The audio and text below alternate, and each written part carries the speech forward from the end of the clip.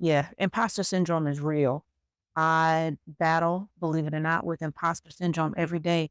As accomplished as I am, as educated as I am, as much as I've achieved in my career, in the spaces that I've been in the rooms that I've been in, and the people that I've stood next to, I still battle imposter syndrome.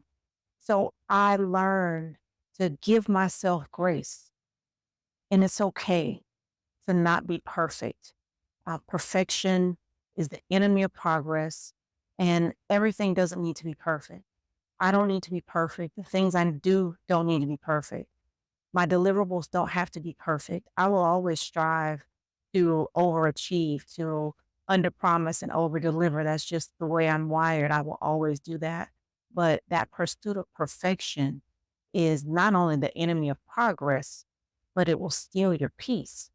And if I have any valuable lessons that I've learned over my years and my career, is to let nothing steal my peace.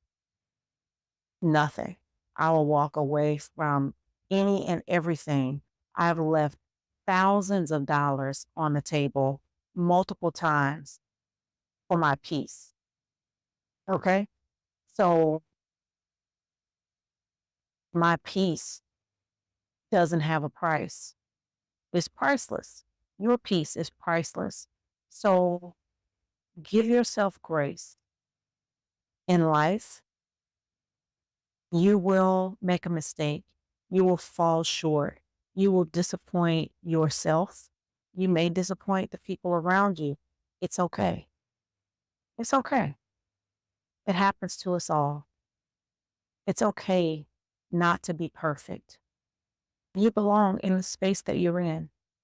There were times when I needed someone to tell me, whisper in my ear, write me a note, pat me on the back and say, you belong in the space that you're in. I've for some reason, always felt like an outsider. I've always felt like I'm not supposed to be in this place, or if they know, they'll find out, I'll be exposed. If they found out, if they ever found out that I didn't go to school for this, but I know it, I studied it on my own. If they ever found out that I don't have the credentials for this, but I can absorb information like a sponge, if they only found out that I don't have an MBA or PhD, but I work beside people and coach people who are MBAs or PhDs, what would they do if they found out? Can you imagine living with that kind of fear, living with that kind of worry? That's imposter syndrome. That is stealing our peace, is stealing our joy, is stealing our sense of accomplishment and our courage to go out there and be great in the world. Imposter syndrome causes you to dim your light.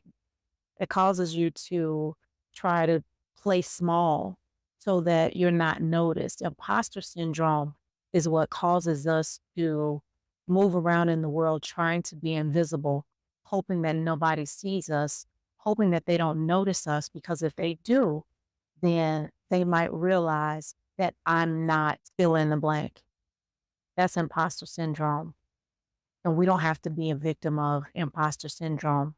I created a book, Seven Strategies to Overcome Imposter Syndrome and Master Your Success. And it talks about those symptoms of imposter syndrome.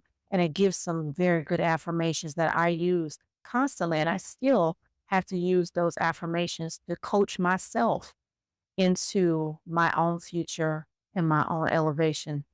So I want to encourage you to check out the seven strategies to overcome imposter syndrome and master your success because you deserve it.